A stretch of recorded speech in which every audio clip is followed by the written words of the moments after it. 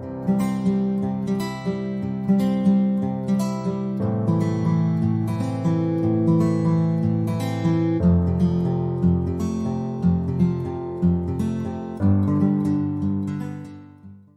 पहले सभी का स्वागत है। आज का हमारा सेशन जिस टॉपिक के ऊपर है वो उसका नाम तो आप सबको पता ही होगा। हम ओबीडियंस के ऊपर बात करने जा रहे हैं आज। We are going to speak on obedience. अब जब हम आज्ञाकारिता के बारे में पढ़ते हैं, ऐसी कुछ चीज़ें हैं, ऐसी कुछ बातें हैं जो हमें समझना ज़रूरी है। सबसे पहले ये आज्ञाकारिता बड़ा ही विशाल टॉपिक है। तो ये कभी भी सिर्फ एक टाइटल के अंदर समाया नहीं जा सकता। तो हम अगर आज्ञाकारिता पढ़ने की कोशिश कर रहे हैं तो उसके अंदर हम परमेश्वर के प्रति आज्ञाकारिता हो सकता है, प्रभु यीशु मसीह का आज्ञाकारिता उनके पिता परमेश्वर के तरफ, केवल इतना ही नहीं, हमारा आज्ञाकारिता कलीसिया के तरफ, इत्यादि बहुत सारे ऐसे क्षेत्र हैं, एरियाज हैं जिसे हम पढ़ सकते हैं। खैर, क्योंकि हमारा टॉपिक और टाइटल आज ओबीडियंस है, आज्ञाकारिता है, तो हम उसे बड़े ही जनरल तरीके से देखेंगे और इस थोड़े से समय में हम बहुत कुछ अलग अलग जगह से देखने की कोशिश करेंगे ताकि हमें समझ में आए कि आज्ञाकारिता होता क्या है। मुझे उम्मीद है और विश्वास है कि आप सब ने इस टॉपिक के बारे में, इस विषय के बारे में बहुत बार सुना होगा, पढ़ा होगा, और अगर नहीं भी सुना होगा तो कम से कम घर से हमें ये सबसे पहला सीख मिलता है, वो ये है कि आज्ञाकारी ठहरो। परमेश्वर के शास्त्र में अगर सबसे पहले कुछ कहा गया था, सबसे पहले इंसान से अगर किसी प्रकार का आज्ञा दिया गया था तो वो था आज्ञाकारिता का आज्ञा। उनसे कहा गया था कि कुछ चीजें उन्हें नहीं करना है, तो वो उनको एक जिम्मेदारी दी गई थी।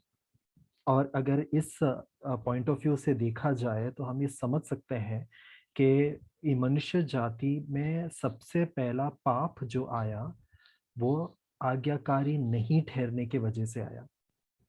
तो हम जब शास्त्र खोलकर पढ़ते हैं, जब संसार की ओर देखते हैं, बहुत सारे पाप देख सकते हैं, बहुत उसका लिस्ट बना सकते हैं हम देखते हैं कि लोगों को वो लोग एक दूसरे को धोखा दिया जाता है, लूटा जाता है, व्यभिचार है इत्यादि, भ्रष्टाचार है, बहुत सारे लेवल पे लोग पाप करते हैं। आजकल हम एक ऐसे दुनिया में रहते हैं जब जहाँ पर बहुत सारे पाप को पाप मानते भी नहीं है। मेरा कहने का अर्थ ये है कि शास्त्र में जब सबसे पहला पाप हुआ वो आज्ञाकारी नहीं ठहरने की वजह से हुआ।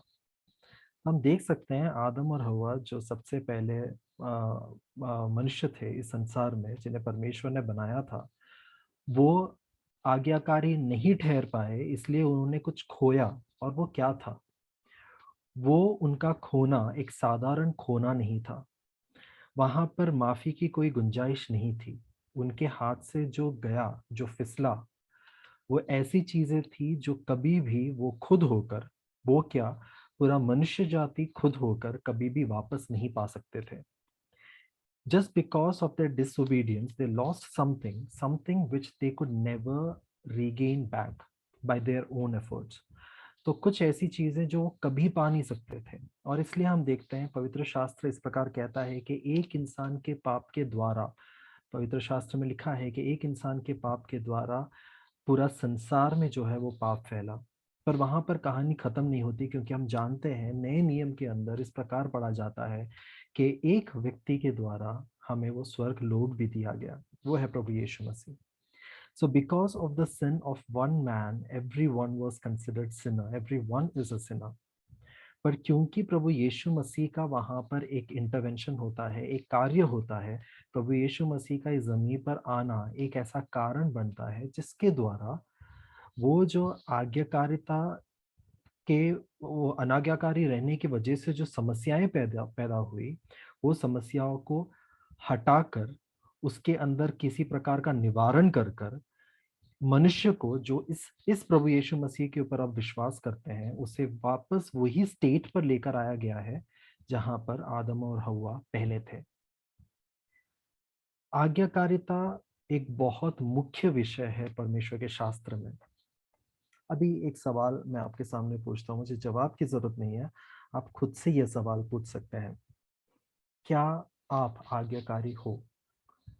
तो जब हम ये सवाल पूछते हैं खुद को, क्या मैं आज्ञाकारी हूँ, मुझे नहीं लगता कि यहाँ पर बैठा हुआ कोई भी या जो मुझे सुन रहा है वो ये कह सकता है कि मैं हाँ 100% आज्ञाकारी हूँ। अगर ऐसा है तो फिर तो बहुत अच्छी बात है, अगर ऐसा है तो। पर कई बार ऐसे सिचुएशंस आते हैं जहाँ पर हम आज्ञाकारी नहीं ठहर पाते। पर जब भी हमें पता है, भले ही हमें पता है कि हम आज्ञाकारी नहीं ठहर पाते हैं, पर फिर भी हम एक्सपेक्ट करते हैं हमारे इर्द गिर्द में जो एनवायरनमेंट है, हमारे आजू बाजू में जो लोग हैं, जो हमारे सबॉर्डिनेट्स हो सकते हैं, जो हमारे साथ रहते हो या साथ जिनके साथ हमारा समय बीतता है, वो हमारे प्रति आज्ञाकारी ठहरे। मतलब इसे अभी जरा इमेजिन करने की कोशिश करें। ओबीडियंस एक कॉन्सेप्ट है जो हमारे सामने आज हम पढ़ने की कोशिश कर रहे हैं। अगर हम खुद से सवाल पूछें क्या हम ओबीडियंट हैं, क्या हम आज्ञाकारी हैं, तो हमें जवाब मिलता है कई बार नहीं। और अगर हम ये सवाल पूछें क्या हम चाहते हैं कि हमारे इर्द गिर्द जो लोग हैं वो हमारे तरफ ओबीडियंट रहे, तो हमारा जवाब हमेशा होता है हाँ। अगर मैं किसी भी काम को बोलूं, किसी इंसान को बोलूं कि ये काम करना है आपको, तो मैं चाहता हूं कि वो काम करे। अगर मैं मेरे सबॉर्डिनेट को एक जिम्मेदारी देता हूं, तो मैं चाहता हूं कि वो जिम्मेदारी के हिसाब से वो अपने एक्शन को दिखाए। The I want others to be obedient towards me. But ये जरूरी नहीं है कि हम खुद के बारे में ये सोचे कि मैं ओबीडियंट रहना चाहता हूं कि नहीं।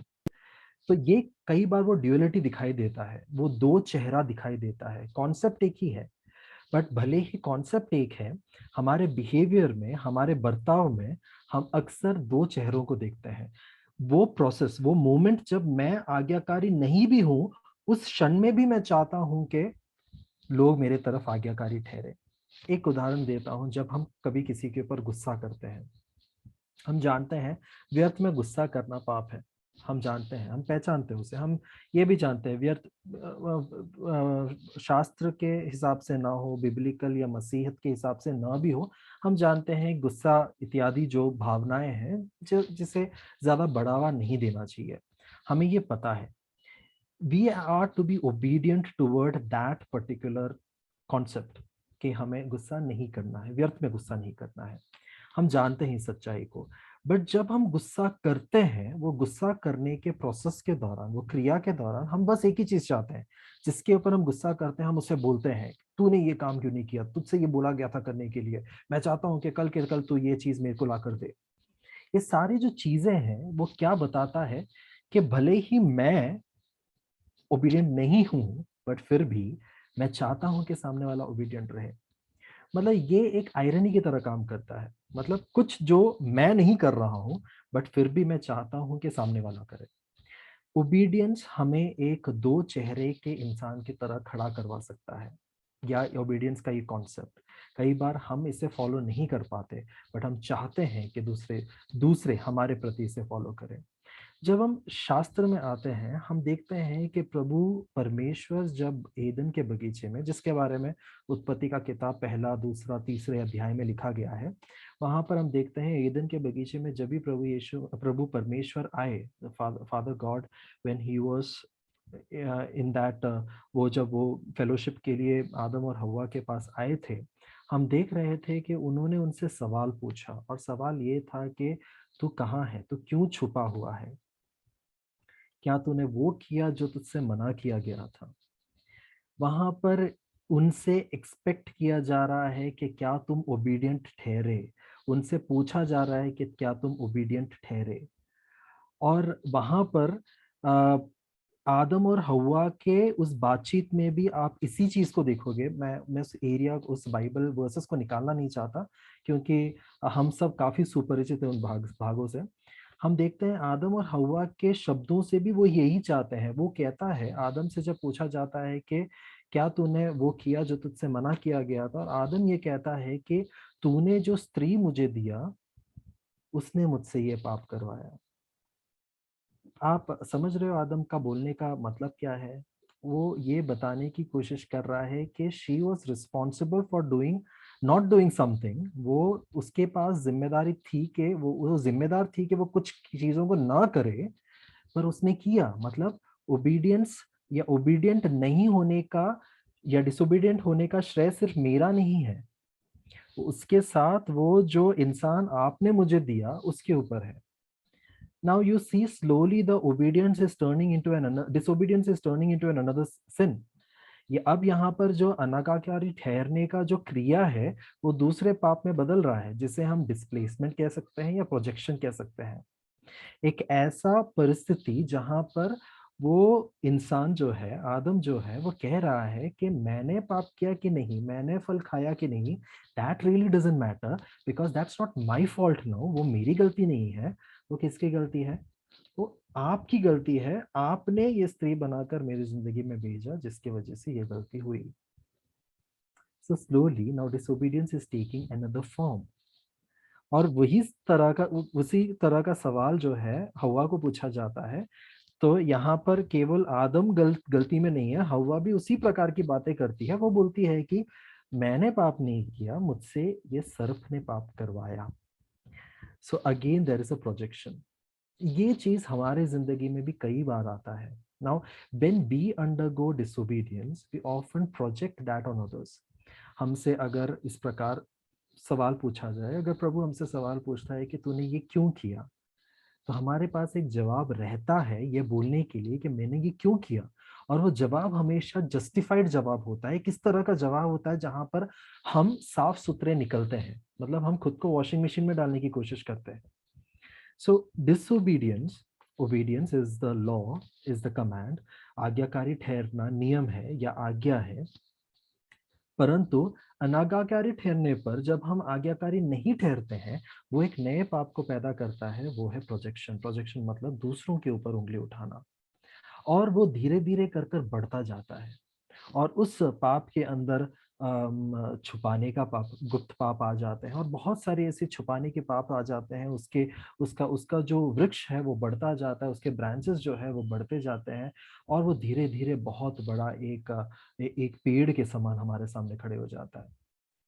मुझे लगता है कि मैं श्योर नहीं हूँ, पर मुझे लगता है कि उसी का एक प्योरिटी वाला रिप्रेजेंटेशन था tree of life, which had its own full fleshed tree. जब इंसान पाप में गिरकर वो धीरे धीरे अपने पाप का पेड़ को, उसके ब्रांचेस को बड़ा बड़ा कर सामने खड़ा कर चुका था, एक बड़े से वृक्ष के समान, हम पाप में डूबकर बहुत सारे चीजों में फंस कर एक ऐसे अवस्था में पहुंच गए थे जहां से हमारे रूट्स अब नहीं निकल सकते थे।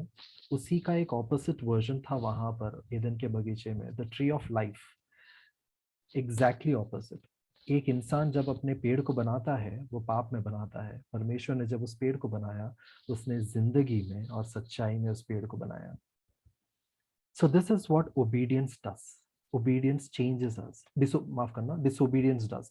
जब हम ओबे नहीं करते हैं, जब हम आज्ञाकारी नहीं ठहरते हैं, तब उस अनाज्ञाकारी स्थिति में हम क्या कर रहे हैं? हम एक ऐसे जाल को बना रहे हैं, जाल को गूंथ रहे हैं, जहां पर हम खुद ही फंसना शुरू करते हैं। और हमारा फंसना इस गहराई तक चला जाता है जहां से निकलना नामुमकिन है।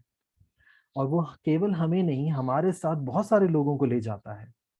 योना का किताब पहला अध्याय और दूसरा अध्याय इसका बहुत स्पष्ट उदाहरण है। आप उस भाग को जानते होंगे, इसलिए मैं उस भाग में अभी नहीं जाना चाहता। योना का किताब हम जानते हैं, योना नामक व्यक्ति जो है, जिससे जो परमेश्वर का बहुत अच्छा भक्त था, बहुत अच्छे काम भी करता था। परंतु एक दिन उन्हें बोला गया कि तुम्हें एक पर्टिकुलर जगह पे जाना है परमेश्वर के सेवकाई के साथ। पर भाई साहब ने बोला कि नहीं, मैं उधर नहीं जाऊंगा। बोला नहीं, सोचा। और सोचने के बाद आज्ञाकारी न ठहरते हुए वो दूसरे रास्ते की तरफ निकल गए। यात्रा तो शुरू हो गई। बड़ा सुखद यात्रा था उनके लिए। अनाज्ञाकारी ठहरने के कारण समस्याएं दूसरों के लिए पैदा हो गई। समस्याएं इतने हद तक पैदा हो गए कि लोग जो है वो चिल्लाने लगे, वो पूछने लगे कि लाइक हमारी गलतियां क्या है यहाँ पर, कुछ तो है समस्या। वो पुकारने लगे परमेश्वर को, वो रोने लगे, वो चीखने लगे। फिर आखिरकार उन्हें एक आइडिया पता चला कि भाई इसके अंदर से एक इंसान को उठा के फेंकना पड़ेगा। और वो कौन है? वो योना है। कहने का मतलब है वो जब पाप बढ़ना शुरू होता है, उसका जाल जब बढ़ना शुरू होता है, वो धीरे धीरे हम खुद को ही नहीं परंतु दूसरों को भी ले डूबने की कोशिश करते हैं. The tree of disobedience that grows wide enough, that spreads wide enough, it won't only destroy us but also the people who are around us. वो सिर्फ हमें ही नहीं परंतु इर्द गिर्द जो हमारे आसपास जो मंडराते हैं उन सबको भी लेकर डूबता है. डिसोबीडियंस, वी सॉ डिसोबीडियंस का इफेक्ट क्या है. वी सॉ ओबीडियंट नहीं होने के कारण क्या सारी समस्याएं देखी जाती है. हमने देखा कि लाइक उसके वजह से किस तरह के पाप में हम गिरना शुरू करते हैं और किस तरह हमारा पाप का जो जाल है वो बढ़ता जाता है और वहां पर केवल हम ही नहीं दूसरे भी फंसना शुरू हो जाते हैं. Now all these things are very harsh words, isn't it. मतलब ये सुनकर मजा नहीं आता. ये सारी बातें जो है वो सुनकर हमें कभी भी अच्छा नहीं लगता क्योंकि हम उसके पार्टिसिपेंट्स हैं, हम उसके अंदर भागीदार हैं. हम बहुत बार हमने आज्ञाओं को नहीं माना है, कई बार हमने जानबूझकर नहीं माना है, कभी कई बार हम अनजाने में नहीं मानते हैं. आप में हर कोई, इसमें कोई शक नहीं है. तो कई बार ऐसे शब्द जब हम सुनते हैं जहां पर कहा जाता है कि like you have to be obedient, that's the only way possible. अगर आप डिसोबीडियंट रहोगे तो ये है, वो है, ऐसा है, वैसा है. ये सब सुनकर ऐसा लगता है कि अरे यार कितनी सारी नेगेटिव बातें हैं ना ये सब. This doesn't make us feel good. That is true, सच है वो, उसमें कोई शक नहीं है. तो जैसे हम जानते हैं कि ओबीडियंस डिसोबीडियंस की वजह से वो जो नेगेटिव चीजें हमें सुनना पड़ रहा है वो सच है, उसमें से हम हट नहीं सकते, उसमें से हम खुद को दूर नहीं कर सकते क्योंकि that is something which is the truth. और उस सच्चाई से हम खुद को मना नहीं कर सकते, खुद को रोक नहीं सकते, खुद को बोल नहीं सकते कि भाई ये सच नहीं है. This is how it works. If we are disobedient there will be a judgement that will take place, और वो होगा ही. और इसलिए तो दुनिया में जब लोगों ने आज्ञाकारी न ठहर कर पाप में गिरते गए गिरते गए गिरते गए, तब समस्याएं बढ़ती गई. कोई भी ऐसा नहीं था जो बचा सकता था क्योंकि वो एक डिक्लाइन फेज था, वो सिर्फ एक नीचे जाने का एक रास्ता था. वहां से कोई भी इंसान ऊपर नहीं आ सकता था. अगर कोई आ भी सकता था तो वो व्यक्तिगत तौर पे आ सकता था, पूरे मनुष्य जाति के लिए या पूरे सिस्टम को कोई नहीं बदल सकता था.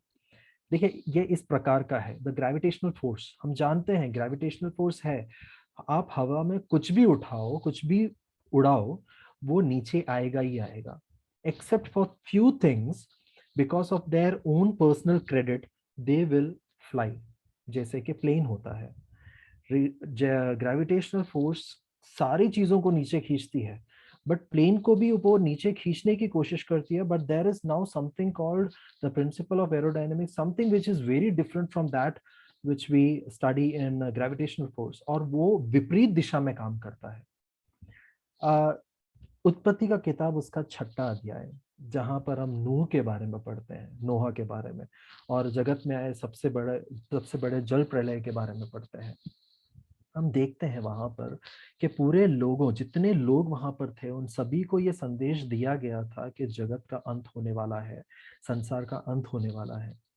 That was suppose to take place. और वहां पर वो क्यों बोला गया है, अगर आप वहां पर उन शब्दों को पढ़े पढ़े 6ठे अध्याय में, वहां पर इस प्रकार लिखा गया है, क्योंकि संसार में पाप जो है वो बढ़ गया इस हद तक के परमेश्वर भी पछताने लगा. इतना ज्यादा पाप बढ़ने पर कोई और चारा ही बाकी नहीं था. जिस तरह अभी हम डिस्कस कर रहे थे, वो डिक्लाइन फेज था, उसे नीचे ही जाना था, वो ऊपर आ ही नहीं सकता, वो सिस्टम ही ऐसा है.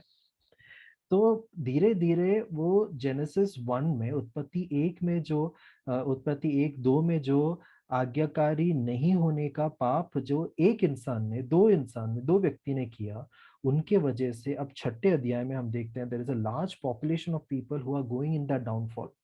और उनमें से उसके अंदर से कोई भी बचा नहीं सकता. कोई बचा उसमें से? हाँ, अगर ये सवाल पूछे तो हम जानते हैं उसका जवाब तो हाँ है. और कौन बचा उसके अंदर से? उसके अंदर से नूह बचा. ये एक ग्रेविटेशनल फोर्स जैसा है, वो नीचे खींचता जाता है. डिसोबीडियंट रहना, अनाज्ञाकारी ठहरना, वो हमें खींचता जाता है, वो सिस्टम नीचे खींचता जाता है. अगर उसमें से कोई बच सकता है तो वो अपने पर्सनल मेरिट्स की वजह से बच सकता है, और वो कौन था? नूह था। नूह अपने परमेश्वर के प्रति वो आज्ञाकारी ठहरा, और उन्होंने वो जो बड़ा सा जहाज है वो बनाया, और उनका बचाव हुआ। हम देखते हैं कि a person, because of his personal credits, because of his personal efforts, उन्होंने खुद होकर इसे मानना चाहा कि मैं भरोसा करता हूँ प्रभु परमेश्वर पर, और मैं उनकी बातों को मानूंगा और उसके हिसाब से एक्ट करूंगा, उसके हिसाब से बिहेव करूंगा, और मेरा बचाव हो जाएगा, और वो हुआ। सो कहने का मतलब ये है कि that disobedience, any kind of disobedience takes us down. उसका सिस्टम ही वैसा है, भले ही हमें वो कितना भी नेगेटिव लगे, भले ही हमें ऐसा लगे कि ये कानों के लिए सुंदर साउंड नहीं करता, it may be true, but eventually क्या है, eventually it is something like that is the truth, and we can not deny that fact. उसके अंदर से अगर कोई बचना चाहता है, वो एक या दो व्यक्ति होगा, या गिने चुने कुछ लोग होंगे जो उसके अंदर से बचते होंगे। बट वो सिस्टम ही ऐसा था कि वो पाप की ओर और मृत्यु की ओर हमें ले जाता था। So now the question is, जैसे मैं द क्वेश्चन इज, क्या हम इस सिस्टम से बाहर निकल सकते हैं? Yes of course. जैसे पहले हमने डिस्कस किया, एक व्यक्ति के वजह से ये पाप एंटर हुआ, बट भले ही एक व्यक्ति के वजह से ये पाप यहाँ एंटर हुआ है, एक व्यक्ति की वजह से पूरा सिस्टम बदल भी गया। जब भी हम प्रभु परमेश्वर के ऊपर विश्वास करते हैं, प्रभु यीशु मसीह के ऊपर विश्वास करते हैं, उन्हें उद्धारकर्ता करके स्वीकार करते हैं, we are getting into a different system. पहले कोरिन्थी में लिखा है, now this is a new creature. हम एक नए नए सृष्टि के समान है। हम एक नया डिफरेंट ह्यूमन बीइंग है। We are now different, now we are not similar to that old creation. हम पुरानी सृष्टि के समान नहीं, परंतु हम एक नए सृष्टि के समान है। यहाँ पर सिस्टम बदल रहा है। सिस्टम को बदलने की जरूरत क्यों पड़ी? क्योंकि इंसान कुछ भी कर लेता, वो पुराने सिस्टम में ही रहता। डिसोबीडियंस से जो शुरू हुआ है, उसके वजह से जो नीचे जा रहा है, जा रहा है, जा रहा है, जा रहा है, बस उसी सिस्टम के ऊपर वो फंसा हुआ था। आपने वो गेम शोज देखा होगा जहां पर ऊपर चढ़ना रहता है, एक स्लिपरी पाथवे होता है जहां से पानी आता है, काफी स्लिपरी लिक्विड डाला जाता है, और लोगों को उसके ऊपर क्लाइम कर कर ऊपर जाना पड़ता है, चढ़कर ऊपर जाना पड़ता है। ये उस तरह का रास्ता था। इंसान कितना भी कोशिश कर ले, मुश्किल से एक दो जन ऊपर बच सकता था, उसके अलावा और कोई नहीं। कितना भी जिंदगी को बदलने की कोशिश कर दे, बट इवेंचुअली वो इंसान इसी साइकिल में रहता था, इसी डाउनफॉल वाले साइकिल में रहता था, और वो उसके अंदर से बच नहीं पाता था। But now there is Lord Jesus Christ. There is a new cycle that formed. There is a new event altogether. एक completely नया पूरा सिस्टम बनाया गया। वो सिस्टम में ये था कि you are been justified, you are not been justified because of your deeds, but because of your position. And what is that position? That position is, आपका नीतिकरण किया गया है। एक नया सिस्टम बनाया गया जिसके अंदर नीतिकरण किया गया, जस्टिफिकेशन लाया गया, और वो जस्टिफिकेशन के अंदर हम क्या देखते हैं कि वो नीतिकरण जो है आपके क्रियाओं के ऊपर निर्भर नहीं है। Wow, now this is something different, right? Now this is not dependent upon your act, your doing, but it is all dependent upon your position. ये आपके पोजीशन के ऊपर डिपेंडेंट है। आपके जैसे हम जानते हैं कंपनीज में काम करते वक्त एक पोजीशन का सैलरी स्केल रहता है। वो पोजीशन में वो सैलरी मिल जाएगा। उससे नीचे वाले पोजीशन में जो बंदा काम कर रहा होगा, वो सालों से उधर काम कर रहा होगा, बट क्योंकि वो नीचे वाले पोजीशन में है, उसका सैलरी स्केल कभी भी इस लेवल के आदमी के सैलरी स्केल तक नहीं पहुंच सकता, बिकॉज इसके पोजीशन का स्केल अलग लेवल से शुरू होता है। हमारा नीतिकरण पोजीशन की वजह से किया गया, और वो पोजीशन क्या है? That we were called the sons of God. हमें वो जगह दिया गया, that we were called the children of God. जब हम परमेश्वर के ऊपर, प्रभु यीशु मसीह के ऊपर विश्वास करते हैं, उन्हें उद्धारकर्ता करके स्वीकार करते हैं, that is the moment when we are given that position of being his children. Now we are being justified according to our position, not according to our deeds. यहाँ पर वो क्रियाएं, वो disobedience basis है ही नहीं। पहले वो हमारा बेसिस था। देखिए, अगर हम उत्पत्ति उसका पहला, दूसरा, तीसरा वो अध्याय को पढ़े, वहां पर जिस आज्ञा को प्रभु यीशु मसीह देते हैं वो ये कहते हैं कि तुम उस फल से नहीं खाओगे। मतलब उनका वहां पर रहना, उनका वहां पर काम करना, उन सबका एक उस पर्टिकुलर आज्ञा के ऊपर उनका पूरा बेसिस है। और वो आज्ञा क्या है कि तुम उस फल में से नहीं खाओगे, तुम उस you will not be partakers of those fruit, आप उस फल के भागीदार नहीं बनोगे। That was the complete commandment. यानी अगर हम उस पूरे लाइफ ऑफ एडम और ईव को वहां पर देखें, उनका वहां का एग्जिस्टेंस उस ओबीडियंस के ऊपर था, उस आज्ञाकारिता का ऊपर था, वहां पर उनका रहना, उसका अगर हम उसका नींव देखा जाए तो उनका उस आज्ञाकारिता के ऊपर था। जिस मोमेंट में वो आज्ञाकारी नहीं थे, उनको वहां से निकाल दिया गया। The first system depends upon the deed. The second system, which was created by Lord Jesus Christ, that doesn't depend upon deed. वो हमारे दूसरा सिस्टम जो बनाया गया, वो हमारे क्रियाओं के ऊपर नहीं बनाया गया, वो हमारे पोजीशंस के ऊपर बनाए गए। अब ये अच्छा साउंड करता है ना। पहला वाला जो है बहुत बुरा साउंड करता है। वो ऐसा साउंड करता है कि लाइक अरे आज्ञाकारी नहीं ठहरे तो you are a big sinner, that is like you have a lot of क्या बोलते हैं उसका, उसके बदले में बहुत सारे कॉन्सिक्वेंसेस, बहुत सारे हैं, बदले में बहुत सारी चीजें होगी, मिलेगी आपको, उसकी वजह से आप downfall, going in the pit of the hell and all this things. ये सारी चीजें जो है काफी नेगेटिव साउंड करता है। Now we know, we understand there is another system, and this system sounds good to ears, that you have salvation. Wow, this is something different. So till now what we have seen about obedience is this, that obedience, अभी तक हमने obedience के बारे में, आज्ञाकारिता के बारे में क्या देखा, वो ये है। जरा सा मैं उसे रिवाइंड कर आपके सामने रखना चाहूंगा, उसके बाद हम एक नए विषय में जाएंगे। ओबीडियंस के बारे में, आज्ञाकारिता के बारे में हम एक चीज समझते हैं, वो ये है, वो शुरू जो होता है बिल्कुल हल्के पुल्के तरीके से होता है, बट उसके बाद जो आता है वो आता है प्रोजेक्शन या डिस्प्लेसमेंट। हम हमारे गलतियों को दूसरे के ऊपर डालने की कोशिश करते हैं, हमारे कमियों को दूसरे में दिखाने की कोशिश करते हैं। और ये जो है वहां से शुरू होता है, ये यात्रा जो है वो बढ़ता एक पेड़ के समान बढ़कर खड़ा हो जाता है। एदन के बगीचे में जो जीवन का वृक्ष था और ये जो वृक्ष इंसान बना रहा था, इन दोनों में जमीन आसमान का फर्क था। और क्योंकि ये दोनों एक नहीं थे, इसलिए ये दोनों एक साथ नहीं रह सकते थे, इसलिए आदम और हवा का उस बगीचे से बाहर निकलना, उस जगह से, जिस जगह को परमेश्वर ने उन्हें दिया था, उस जगह से बाहर निकलना जरूरी था। वो बाहर निकले, निकलने के बाद उन्होंने अपनी जिंदगी जीना शुरू किया। लोग बढ़ते गए, बढ़ते गए, बढ़ते गए, आबादी बढ़ती गई, जमीन पर इतने सारे लोग बढ़े, लोगों के साथ वही जीने का तरीका बढ़ा। वही जीने के तरीके में हम देखते हैं the downfall started taking place. वो डिक्लिनेशन होता रहा, वो नीचे जाता रहा, धीरे धीरे सब कुछ खराब होता रहा, इस हद तक के परमेश्वर भी दुखी होने लगा। And there was only one possible way, destruction, क्योंकि that is what was meant for those kind of people. जब एक इंसान उस डिक्लिनेशन में जाता है, उसमें सिर्फ एक ही चीज पॉसिबल होता है, वो है डिस्ट्रक्शन। उसके अलावा और कुछ नहीं हो सकता। मतलब अगर आप एक पानी के नीचे आग जला रहे हो, पानी को उबालने की कोशिश कर रहे हो, तो वो उबलेगा, उसका टेम्परेचर बढ़ेगा, उल्टा नहीं होने वाला कभी भी। That is the property of that particular element. ये कॉन्सेप्ट का प्रॉपर्टी है कि अगर वो डिक्लिनेशन में जा रहा है तो वो डिस्ट्रक्शन की ओर जाकर खत्म होगा। But then there is a relief, and what is that relief? The relief is Lord Jesus Christ. ये सिस्टम को बदलने की जरूरत थी, सिस्टम बदला। अब हमारा बेसिस जो है वो कमांडमेंट नहीं है, ओबीडियंस का कॉन्सेप्ट नहीं है, बट अब हमारा बेसिस क्या है? प्रभु यीशु मसीह है, उनके ऊपर का विश्वास है, हमारा नीतिकरण है, जिसके द्वारा अगर हम उन्हें उद्धारकर्ता करके स्वीकार करते हैं तो बाई बर्थ अगर हम मसीही हैं तो उससे कोई फर्क नहीं पड़ता, वो और एक नॉर्मल इंसान के बीच में सब कुछ सेम है।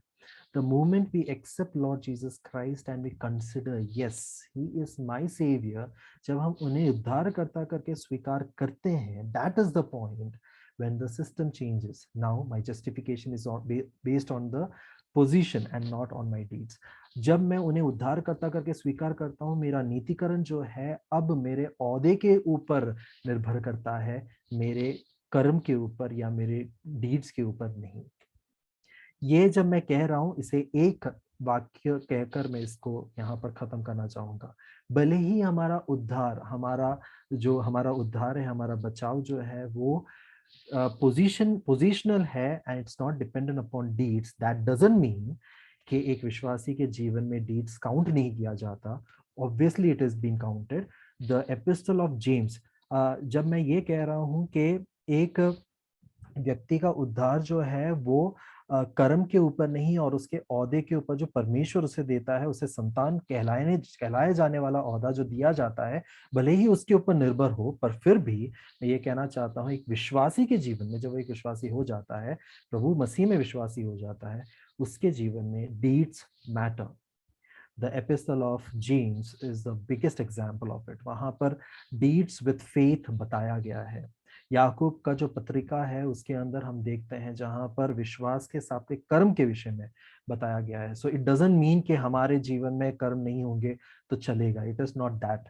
But what I really wanted to show और display in front of you, मैं आपके सामने क्या बताना चाहता था वो ये है कि उस सिस्टम से, डिक्लिनेशन वाला और उस गिरावट वाले सिचुएशन से जहां पर हमारा पतन होए जा रहा था, उसमें से हमारा बचाव जो है वो मुमकिन है।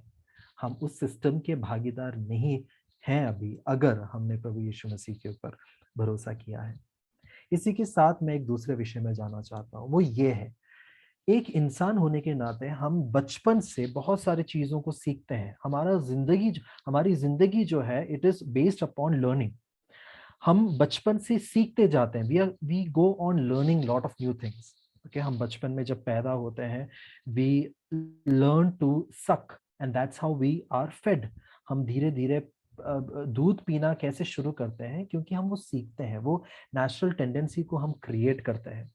और उसके बाद धीरे धीरे हम चलना सीखते हैं, पहले 4 पैरों पर, उसके बाद धीरे धीरे 2 पैरों पर, फिर चलने के बाद दौड़ना सीखते हैं।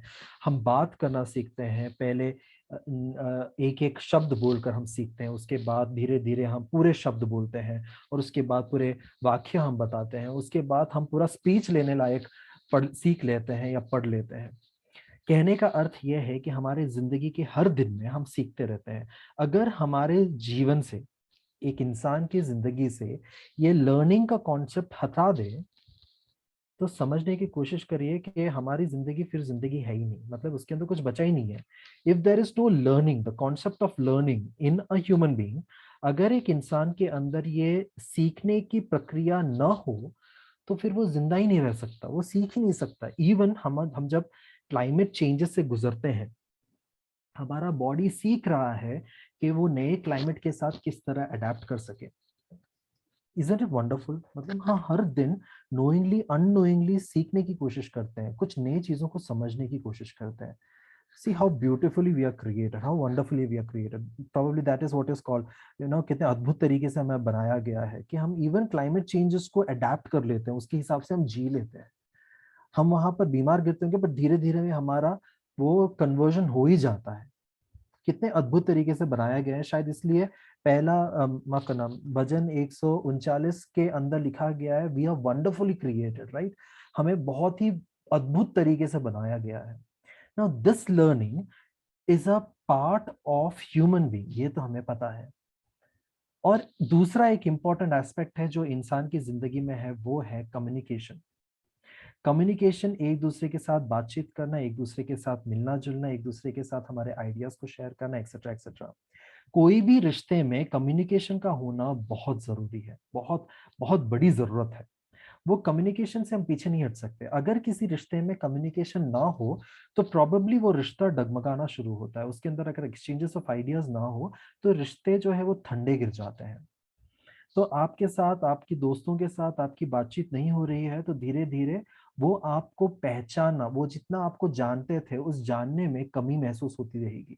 भले ही आप 2 साल के बाद आपके दोस्तों के साथ बात कर रहे हो, वो आपके बेस्ट फ्रेंड क्यों ना हो, फिर भी हम जानते हैं कि like those people are very close to us, but they don't understand, they won't understand me now because I am not in touch with them.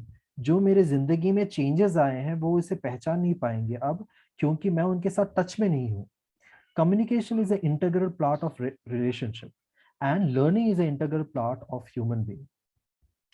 Communication जो है एक रिश्ते में या बातचीत जो है एक दूसरे के साथ हमारा एक्सचेंज ऑफ आइडियाज जो है वो रिलेशनशिप में बहुत मैटर करता है। और सीखना या लर्निंग जो है ये बहुत बड़ी ज़रूरत है हमारे इंसानी जीवन में। Now learning takes place because of communication. रिश्ता है, रिश्ते में कम्युनिकेशन है, और ये कम्युनिकेशन के अंदर लर्निंग आ जाता है। When we start communicating we learn new things. जैसे कि अगर मैं यहाँ पर किसी से बात कर रहा हूँ तो मैं, अगर वो मुझसे अपने किसी जिंदगी के किसी विषय के बारे में बांट रहे हैं, मैं उस व्यक्ति के बारे में जानने की कोशिश कर रहा हूँ या जान रहा हूँ।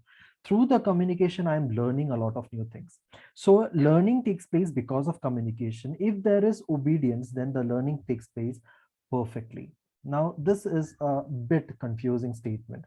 अगर आज्ञाकारिता रहेगा तो लर्निंग जो है, जो जो हमारा सीखना है वो ज्यादा बेहतर रहेगा। अब हम जरा हमारे रिश्ते को परमेश्वर के साथ देखते हैं। रिश्ता परमेश्वर, मैं जो नीचे हूं जमीन पर, परमेश्वर जो स्वर्ग में है, हम दोनों के बीच का रिश्ता।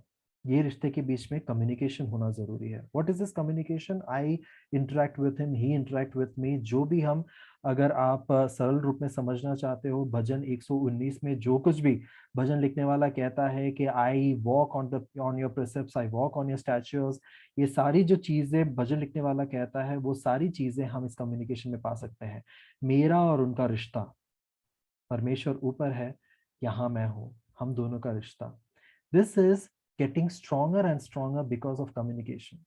And how does this communication takes place? It takes place because of prayer, because we try to learn more from God, or in other words, I put it in three scale or three way. मैं उसे तीन तरीके से डालने की कोशिश करता हूँ कि एक प्रभु के साथ का रिश्ता किस तरह काम करता है। सबसे पहले, जब मैं प्रभु से सुनता हूँ, जब मैं परमेश्वर के साथ बात करता हूँ, और जब मैं परमेश्वर के लोगों के साथ रहता हूँ। First is when I learn the word of God, जब मैं परमेश्वर के शास्त्रों को पढ़ता हूँ, जब मैं परमेश्वर के साथ प्रार्थना में रहता हूँ, और जब मैं परमेश्वर के लोगों के साथ सहभागिता में रहता हूँ। First one is learning the word of God, second one is prayer, the third one is fellowship. इन तीन तरीकों के द्वारा मैं क्या करने की कोशिश कर रहा हूँ, इस रिश्ते को बढ़ाने की कोशिश कर रहा हूँ। ये रिश्ता जो दो लोगों के बीच में है, ये सेम चीज कोई भी रिश्ते पे इंप्लीमेंट हो सकता है। आप अपने दोस्त के साथ के रिश्ते को देखो, उसके अंदर क्या होगा, there will be, you will love to और you will have to listen from that particular person. आपको उस इंसान से सुनना जरूरी होगा। दूसरा, आपको आपकी बातें उस इंसान को बताना जरूरी होगा। और तीसरा, आप दोनों को एक फेलोशिप की जरूरत पड़ेगी, सहभागिता की जरूरत पड़ेगी। अगर वो सहभागिता होगा तो it will get stronger, the relationship will get stronger. सिर्फ बातचीत और एक्सचेंज ऑफ आइडिया नहीं, but there should be a fellowship, एक सहभागिता होना जरूरी है, एक रिस्पॉन्सिबिलिटी होना जरूरी है। यही रिश्ता हम परमेश्वर के साथ देखते हैं। मैं यहाँ पर हूँ, परमेश्वर वहां पर है, दोनों के बीच का relationship that takes place because of communication. जब कम्युनिकेशन होगा ये थ्री स्केल्स के अनुसार, जब मैं परमेश्वर से सुनूंगा, जब मैं परमेश्वर से बात करूंगा, और हम दोनों के बीच में एक सहभागिता होगा। When this will take place, no doubt, one thing will definitely take place, that is our relationship will get better. But जैसे मैंने वो लास्ट सेंटेंस आपके सामने रखा, वो ये कहता है, if there is obedience between this relationship, wow, the relationship gets stronger. Now what does that mean? उसके लिए हमें यूहन्ना रचित सुसमाचार उसके 14वें अध्याय और उसके 23वें वचन में आना पड़ेगा। अगर आपके पास बाइबल है तो आप खोल सकते हो, आप देख सकते हो जॉन चैप्टर 14 वर्सेस 23 में क्या लिखा है। वहां पर इस प्रकार लिखा है, इंग्लिश में इस प्रकार पढ़ा गया है, the obedience leads to understanding of the teaching, and if so it leads to a coordination and better relationship. वहां पर हम इस प्रकार पढ़ते हैं कि obedience leads to understanding of teaching. वहां पर उसका वचन दूसरा है, पर उस वचन का अर्थ इस प्रकार बताता है कि it leads to the understanding of the teaching that is there. वहां पर जो सीख हमें मिलता है, वो सीख को हम तभी अच्छे तरीके से सीख सकते हैं जब वहां पर ओबीडियंस हो। देखिए, कोई भी पर्टिकुलर सिनेरियो देखिए, मे बी टेक कंडीशन जहां पर मान लीजिए आर्मी के एक ऑफिसर के बारे में, एक एक कैडेट जो है वो नया नया ऑफिसर बनने की ट्रेनिंग में है। He has to be perfectly obedient to everything that has been said. उसे पूरी तरह आज्ञाकारी ठहरना है, और तब जाकर वो एक ऑफिसर बनता है, तब जाकर वो सिविलियन से अलग दिखता है। ऑफिस ओरिएंटेशन के दौरान जब आप एक नए कंपनी में जाते हैं, हम एक नए कंपनी में जाते हैं, वहां पर ओरिएंटेशन होता है और बोला जाता है कि यहाँ पर इस तरीके का काम होता है, इस तरीके का काम होता है। अगर आप उस तरीके का काम को वहां पर डिस्प्ले करोगे, possibly you are becoming one in that organization. अगर उसके हिसाब से आप काम नहीं करते, then you are not part of it. वहां पर कम्युनिकेशन होगा ही नहीं। अगर आप उनके काम करने के तरीके को या उनके रवैया को बिल्कुल गलत तरीके से लेकर आप अपने रवैया के हिसाब से, अपने एटीट्यूड के हिसाब से काम करते हो, then you are not one among them. वहां पर फिर क्लैशेस आएगा, वहां पर फिर बर्डन्स आएगा, वहां पर प्रॉब्लम्स क्रिएट होगा। Obedience to that particular organization creates a better environment. Now, this is what Lord Jesus Christ told: obey your masters. That is what we learn in Ephesians chapter 6.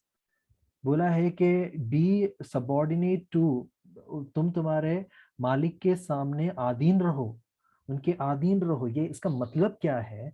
You be in their obedience, be in that level, be in one accordance. Now why is that to be done? वो करने की जरूरत क्या है? वो इसलिए करने की जरूरत है ताकि हम परमेश्वर को प्रसन्न कर सके। उनको प्रसन्न करने के लिए नहीं, परंतु परमेश्वर को प्रसन्न करने के लिए। मतलब वो करने के द्वारा हम क्या करने की कोशिश कर रहे हैं? हमारा रिश्ता जो परमेश्वर के साथ है उसे बढ़ाने की कोशिश कर रहे हैं। Now this is going to another level, isn't it? अभी तक हम ओबीडियंस के बारे में क्या समझते थे या क्या जानते थे? बेसिकली हम अक्सर बच्चों से कहते हैं कि you need to have your food, be obedient. Okay, तुम ये खिलौना नहीं खरीद सकते, you don't have to cry, you should not cry, come home. हम ओबीडियंस को इस लेवल पे देखते हैं अक्सर। हम अक्सर ये मानते हैं कि जब कुछ बोला जाता है और उसकी प्रतिक्रिया में, रिएक्शन में जब मैं कुछ करता हूं और अगर बोले हुए विषय के अनुसार मैं करता हूं, तो उसे मैं ओबीडियंस कहता हूं या आज्ञाकारिता कहता हूं।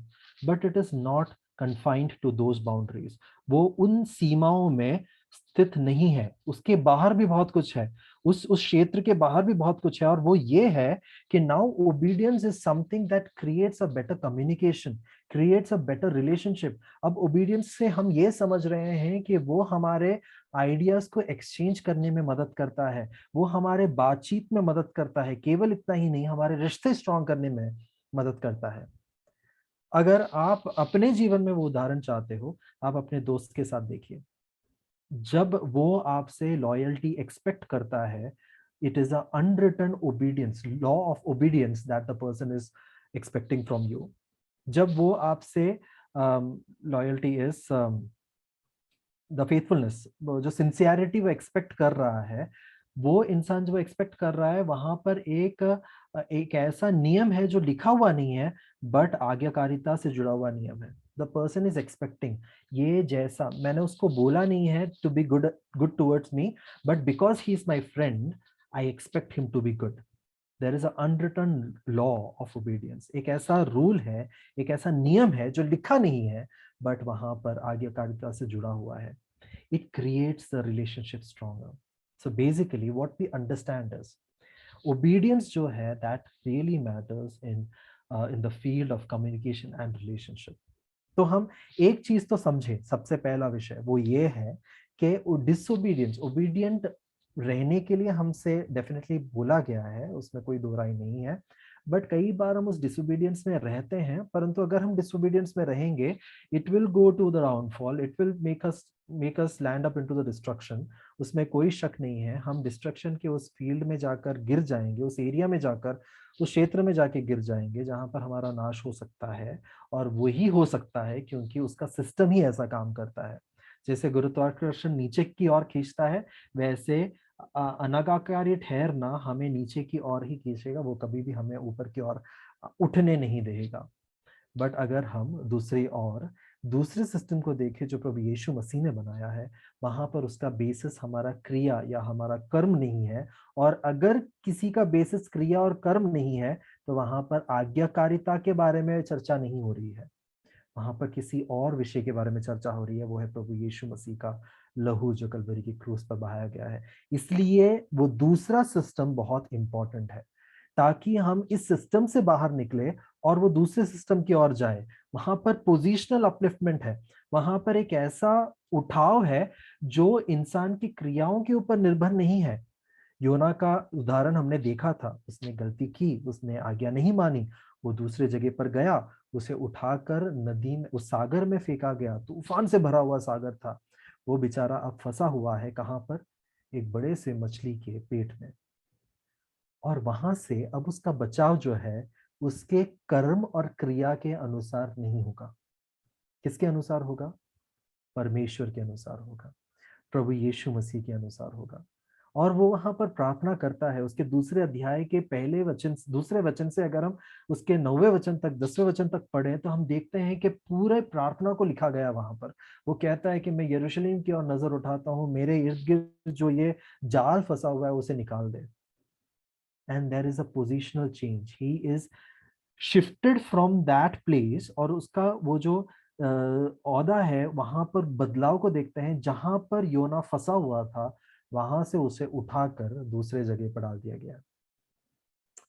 Now this is different. Obedience नहीं मैटर करता वहां पर। वहां पर क्या मैटर करता है? Now the salvation matters. Now this is completely different cycle. फिर हमने ओबीडियंस को रिश्ते के अनुसार पढ़ा। So in a relationship, in a communication, in the field of communication, in relationship, obedience का होना बहुत जरूरी है। वो एक मसाले की तरह काम करता है। अगर वो मसाला नहीं डाला गया फिर हम धोखा कर रहे हैं। इमेजिन करो, आपके नीचे कोई काम कर रहा हो, वो आपके प्रति ओबीडियंट नहीं है, पर वो आपके प्रति काम, आपके लिए काम करता है। आप उसको बोलते हो कुछ करने के लिए, बोलते हो 3 दिन में ये काम वापस मिल जाना चाहिए। ठीक है, एक बार बेचारे ने नहीं किया होगा, हो सकता है किसी गलती की वजह से या किसी अम, मजबूरी की वजह से नहीं किया हो, पर अगर बार बार वो एक ही चीज दोहराता है तो आप उस व्यक्ति के बारे में क्या कहोगे? He is not obedient. वो कोई भी काम ढंग से नहीं करता। क्या एक रिश्ता बनेगा उसके साथ? क्या एक प्रोफेशनल रिश्ता बना सकते हैं हम उसके साथ? नहीं, हम एक ही चीज बोलेंगे उसके बारे में, ही इज वेरी अनप्रोफेशनल। क्यों? क्योंकि वो उस ओबीडियंस को वहां पर इम्प्लीमेंट नहीं करता। मसीही जीवन में जब हम वो दूसरे सिस्टम में आ जाते हैं, अब यहाँ पर जो हमारा बेसिस है, वो बेसिस जो है वो ओबीडियंस नहीं है, ये सच है। बट अब यहाँ पर एक रिश्ता आ गया है। अब हमारा बेसिस एक रिलेशनशिप है, और ये बेसिस को आगे बढ़ाने के लिए ओबीडियंस की बहुत जरूरत है। Now the centre of mass is not obedience. पहले वो था, नोआ के जमाने में और आदम के जमाने में, वो the centre of mass was that was, वो mid point was, everything was focused on obedience. तुम ये आज्ञा नहीं मानोगे, यू आर आउट। तुम इस तरीके से बलि नहीं चढ़ाओगे, यू आर आउट। आज्ञाकारी ठहरना was the biggest thing. But now you see, now the center of mass is not in the second system. अभी वो दूसरा सिस्टम जो आ गया है, वहां पर सेंटर ऑफ मास जो है वो ओबीडियंस नहीं है, वहां पर रिलेशनशिप है। That is the centre of mass. But ये रिलेशनशिप को चलाने के लिए ओबीडियंस का होना बहुत जरूरत है, बहुत जरूरी है। वो अगर ना हो तो रिलेशनशिप आगे नहीं जाएगा। That is what happened with Ananias and Sapphira. अगर आप उनको जानते हो, प्रेरितों का काम 5वें अध्याय में उनके बारे में लिखा गया है। एक रिश्ता बना, बट वो रिश्ता खराब हो गया। और खराब कैसे हुआ? उन्होंने अपने बारे में सोचा परमेश्वर के पहले, परमेश्वर की आज्ञाओं को उन्होंने सेकेंडरी गिना, और उनकी इच्छाओं को, उनके डिजायर्स को उन्होंने प्राइमरी गिना। अगर आपको उस विषय के बारे में नहीं पता तो आप जाके प्रेरितों का काम एक्ट्स चैप्टर 5 पढ़ सकते हो बाद में। पहले ही 10 वचन में आपको क्लियर क्रिस्टल आइडिया मिल जाएगा कि वहां पर कहानी या जो घटना है वो क्या है। You will see that the relationship was not based upon obedience. The center of mass was relationship, no doubt. रिश्ता जो सेकंड सिस्टम में जो रिश्ता था वही सेंटर, वही हमारा बेस है, वही हमारा आधार है। बट उसके अंदर ओबीडियंस का होना बहुत जरूरी है। और जब, क्योंकि उसके अंदर ओबीडियंस है, तब जाके वो रिश्ता स्ट्रांग होता है। Do you know the the incident that happened with Paul? क्या आप साउल के जीवन में या पौलुस के जीवन में जो सबसे पहला घटना हुआ उसके बारे में जानते हो? प्रेरितों का काम 9वें अध्याय में लिखा गया है, Acts chapter 9. It says that he was a very learned person. हम इस प्रकार देखते हैं कि पौलुस जो है वो बहुत ही सीखा समझा, बहुत ही सही यहूदी था। वो अपने नियमों के हिसाब से काम करने वाला व्यक्ति था। But you know what happened on the way to Damascus? जब वो यात्रा में थे, उस यात्रा में परमेश्वर ने उसे पकड़ा, प्रभु यीशु मसीह ने उसे पकड़ा, उन्हें, and he hold him and told के व्हाई आर यू ट्रबलिंग मी? तुम मुझे क्यों सता रहे हो? पौलुस से पूछा गया, और उसके बाद एक रिश्ता बना पौलुस का। साउल से वो पॉल बना, उसका नाम बदला गया, और पौलुस का एक रिश्ता बना। And then he became obedient just to God, no one else. फिर उसका ओबीडियंस के लिए और कोई सामने नहीं था। So there is one system where obedience is the base, एक सिस्टम जहां पर ओबीडियंस या आज्ञाकारी होना हमारा आधार है, और दूसरा एरिया जो रिश्ते के ऊपर निर्भर है, जहां पर वो रिश्ता तभी काम करेगा जब ओबीडियंस है। ओबीडियंस वहां पर आधार नहीं है, रिश्ता वहां पर आधार है, बट वो आधार तभी ही रहेगा जब वहां पर आज्ञाकारिता होगा। जल्दी से हम कुछ छोटे छोटे एग्जाम्पल्स को देखेंगे और हम हमारे इस सेशन को यहीं पर ही खत्म करेंगे। पहला एग्जाम्पल, बाइबल में कुछ ऐसे लोग हैं जिनके बारे में कहा गया था कि वो बहुत ज्यादा आज्ञाकारी ठहरे। जीवन के कुछ क्षण में they were obedient and they were no one like him, no one like them. उनके जैसा आज्ञाकारिता कभी किसी ने शायद नहीं दिखाया। सबसे पहला उदाहरण अब्राहम का है। अब्राहम नाम का व्यक्ति, अगर आप बाइबल से सुपरिचित नहीं है तो पुराने नियम बाइबल के पहले के कुछ किताबों में उनके विषय में कहा गया है, उनके बारे में बोला गया है। उत्पत्ति का किताब में हम 17वें अध्याय 12वें अध्याय से उनके जीवन के बारे में पढ़ते हैं, और हम देखते हैं 22वें अध्याय में उनके साथ एक घटना हुआ।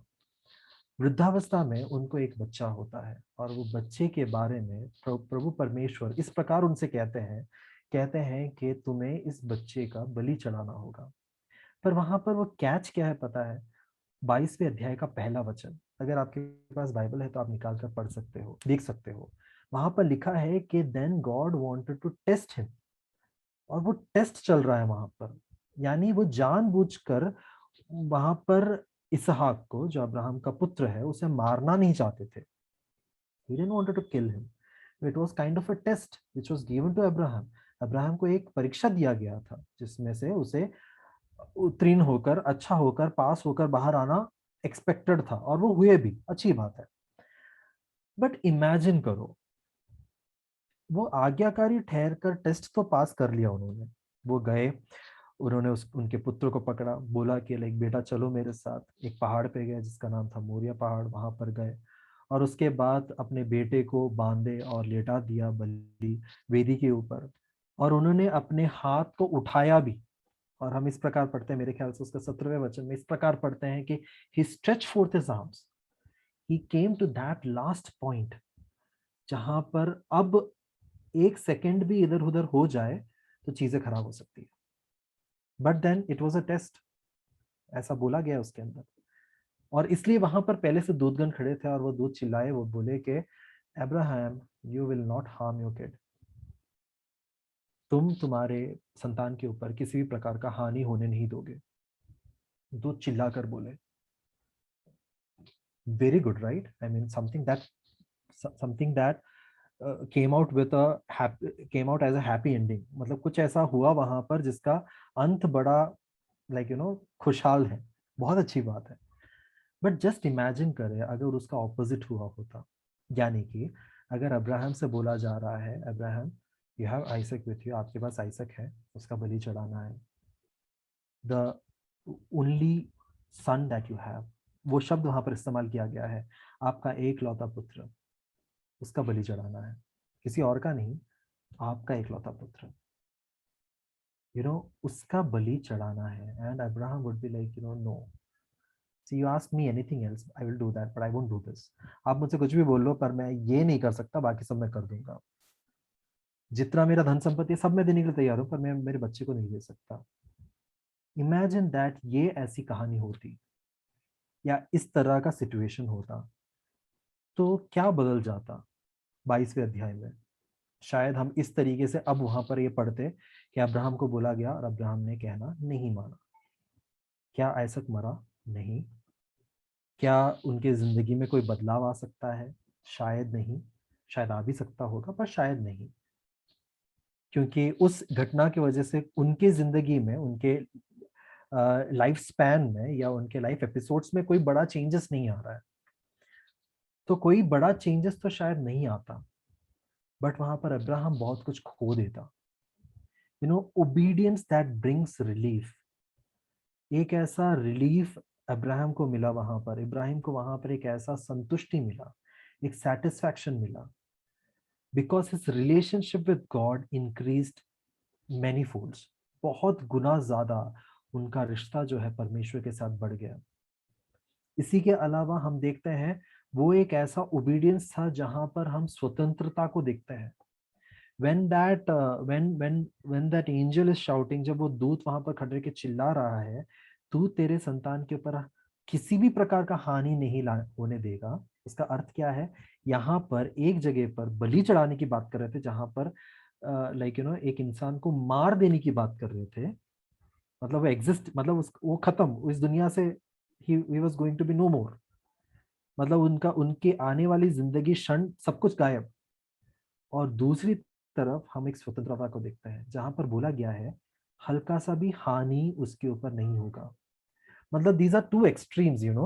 हल्का हानि यहाँ पर होगा, तो यहाँ से खींचते खींचते खींचते खींचते हम यहाँ जाएंगे तो सबसे बड़ा हानि होगा, वो मौत होगा या बलि होगा। तो अब्राहम इस छोर पे खड़ा था, और इस छोर पे खड़े होकर परमेश्वर की वाणी या उसके शब्द ये कहते हैं कि you will not harm your kid. कहां पर? इस लेवल पे भी तुम उसे हार्म नहीं करोगे। That is the guarantee that God gave it to him. Obedience की वजह से वो गारंटी उसकी जिंदगी में आया, and that came because of the relationship. जो दूसरे सिस्टम की बात हम कर रहे थे, वो दूसरे सिस्टम में वो रिश्ता था, वो रिश्ते की वजह से ओबीडियंस आया, और वो ओबीडियंस की वजह से स्वतंत्रता आई। उस ओबीडियंस की वजह से अब्राहम को पता चला कि अब मेरे लिए एक गारंटर है। दूसरे दिन से आई बिलीव, मैं इस प्रकार सोचता हूं कि अब्राहम सीना ठोक कर चलता होगा कि कहीं पर भी कोई समस्या आ जाए मेरी जिंदगी में, मुझे घबराने की जरूरत नहीं है। Why? Because there is God with me. हाँ, वेल द अगर हम हिस्ट्री देखें तो वैसा बहुत सारी घटनाएं हम नहीं देखते, कुछ कुछ जगहों पर अब्राहम गिरा भी है, वो भी हम समझते हैं। But then the point is his relationship increased manyfold with God because that relationship became stronger। वो रिलेशनशिप, वो रिश्ता जो है बहुत गुना बढ़ गया, क्योंकि वो रिश्ता जो है मजबूत होने लगा। किस घटना की वजह से? आज्ञाकारी होने वाला उस घटना की वजह से। दूसरे उदाहरण में आते हैं, we see about Noah, obedience that give salvation. जैसे हमने बोला, पहले सिस्टम में लोग उस डिक्लाइन और डाउनफॉल की ओर जा रहे हैं, जा रहे हैं, जा रहे हैं, जा रहे हैं, गिर रहे हैं। और एक ऐसा सिस्टम जहां पर एक अकेला नोहा और उसका परिवार बचकर बाहर आ जाता है। Just think from Noah's point of view. आप नूह के उस दृष्टिकोण से सोचने की कोशिश करें। जिन लोगों को पहचानता था, जिन लोगों को जानता था, जिन लोगों के साथ वो उठता बैठता था या लाइक मजाक मस्ती कर लेता था, बातचीत करता था, they are no more now. Everyone is gone, washed out. सब सब नाश हो चुका है, सब खत्म हो चुका है, कुछ भी नहीं बचा। There is nothing existing on this earth now. मतलब वो अकेला खड़ा है नाव के ऊपर, और वो आजू बाजू में देख रहा है, मौत है, लाशें बिछी हुई है, and he is alive now. he has to start from zero now। अब वो जीरो से उसे शुरू करना है। everything has to be start from zero। the salvation that he got, the process that through which he went, that happened because of obedience। बाकियों की तरह उसका भी नाश हो सकता था, but because of obedience he came out alive। the third example, Moses। जिसके बारे में हम निर्गमन का किताब उसके 3रे अध्याय से पढ़ते हैं। वहां पर हम इस प्रकार पढ़ते हैं, एक ऐसा घटना होता है जहां पर प्रभु परमेश्वर आते हैं और उनसे कहा जाता है कि मूसा से कहा जाता है कि तुम तुम्हारे पैरों में जो तुम्हारे सैंडल्स है, तुम्हारे चप्पल है, उसे उतार दे, बिकॉज जिस जगह पर तुम खड़े हो वो पवित्र है। Moses obeys that. अब इसमें कौन सी बड़ी बात है ना, परमेश्वर खुद बोल रहा है कि चप्पल उतार दे, चप्पल ही तो उतारना है, कौन सा बड़ी बात है। But that was the start that he had many and lot of things to do. उसकी जिंदगी में बहुत सारी चीजें करने को थी, और वो आगे जाकर पूरी बहुत बड़े एक समाज को, प्रजा को उसे लेकर चलना है, ये सब कुछ करना है। और उसका शुरुआत पता है कहां पर हुआ? उस चप्पल उतारने से हुआ। Obedience that gave lot of opportunities. एक आज्ञाकारिता जो बहुत सारे चीजों को आगे लेकर गया। देखिए, जब योना के जिंदगी में उसे बोला गया कि कुछ चीज करना है, वो नहीं कर पाया, वो उससे दूर भागा, वो आज्ञाकारी नहीं ठहरा, इसलिए उसकी जिंदगी में बहुत सारे अपॉर्चुनिटीज चले गए। परमेश्वर को जो करवाना था वो तो करवाई, फाइनली वो परमेश्वर ने करवाई दिया। परमेश्वर ने उसे उल्टा घुमाया, उसे ले गया निनवे की तरफ, जहां पर उसे वो परमेश्वर का वचन बताना था। पर जिस प्रकार से उसे आशीष मिलना था, फिर आशीष नहीं मिला, क्योंकि हम जानते हैं उसके 4थे अध्याय में फिर वो रोता है, फिर कुड़कुड़ाता है, फिर वो उसके अंदर कंप्लेन्स करता है। Opportunities are open only if we are obedient. हम अगर आज्ञाकारी हैं तब भी हमारे सामने वो अपॉर्चुनिटीज के दरवाजे, वो मौके हमारे सामने खुलते हैं। मूसा के सामने वो खुला हुआ था, योना के सामने नहीं। परमेश्वर अपने काम को अगर इंसान नहीं करेगा तो परमेश्वर का शास्त्र कहता है कि if you don't speak out the stones will. पुराने नियम में हम देखते हैं कि जानवरों से बात करवाया गया। नए नियम में हम पढ़ते हैं कि अगर तुम बात नहीं करोगे तो पत्थर चिल्ला पड़ेंगे। मतलब कहने का अर्थ यह है कि अगर किसी काम में अगर हमारी जरूरत है और हम वो नहीं करते हैं तो परमेश्वर का काम वहां पर नहीं रुकता, पर हमारे लिए जो अपॉर्चुनिटीज है वो रुक जाता है। दिस इज सो डिफरेंट, मतलब ये सोचकर ही कितना अलग लगता है कि मुझे अगर काम करना है, मुझे अगर मौकों की जरूरत है, तो मुझे आज्ञाकारी ठहरना पड़ेगा पहले। जो आज्ञाकारी ठहरेगा उन्हें ही मौका दिया जाएगा।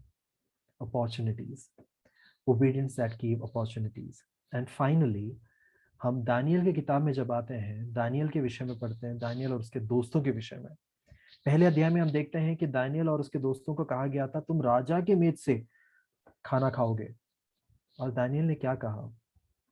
No, we can not defile ourselves. हम खुद को अशुद्ध नहीं कर सकते। कोई भी सुनता बोलता कि लाइक ये क्या बोल रहा है यार, मतलब उस देश के राजा के मेज के ऊपर जो खाना है, मतलब उनके डाइनिंग टेबल के ऊपर जो खाना है, that is one of the best food that is available in that nation. वो उस राज्य में सबसे बेहतर खाना है, और वो खाने का पदार्थ जो भी वहां पर है, उस चीज को ये लोग मना कर रहे हैं, बोल रहे हैं कि वी कैन नॉट डिफाइल, हम खुद को अशुद्ध नहीं कर सकते। That shows standard. They were obedient to God. Obedience that gives standards. उन्होंने खुद के स्टैंडर्ड को मेंटेन किया, खुद के बलबूते के ऊपर नहीं, खुद के अंडरस्टैंडिंग के ऊपर नहीं, खुद के समझदारी के ऊपर नहीं, पर सिर्फ एक ही चीज के ऊपर। उन्हें पता था कि परमेश्वर ने क्या उनको बोला है, उन्हें पता था कि उनको उनको शास्त्रार्थ क्या बता रही है। उन बताए हुए चीजों को उन्होंने देखा और बोला कि लाइक नहीं नहीं, राजा का खाना no no no no no, हमारे स्टैंडर्ड्स के हिसाब से नहीं है, थोड़ा और ऊपर जाते हैं, हमारा स्टैंडर्ड इधर है, और ये अशुद्धता है। We can not defile ourselves, हम खुद को अशुद्ध नहीं कर सकते। किस बेसिस पे बोल रहे हो भाई? हम उस बेसिस पे बोल रहे हैं जिस बेसिस पे परमेश्वर ने हमें बोला है। ओबीडियंस परमेश्वर के वचन की तरफ था, आज्ञाकारिता परमेश्वर के वचन की तरफ था। और क्योंकि वचन की तरफ आज्ञाकारिता था, इसलिए उन्हें पता था कि what ever is happening over here in that area, जो किंग्स टेबल के, वो राजा के मेज के इर्द गिर्द जो हो रहा है, दैट इज अशुद्ध, दैट इज इम्प्योर।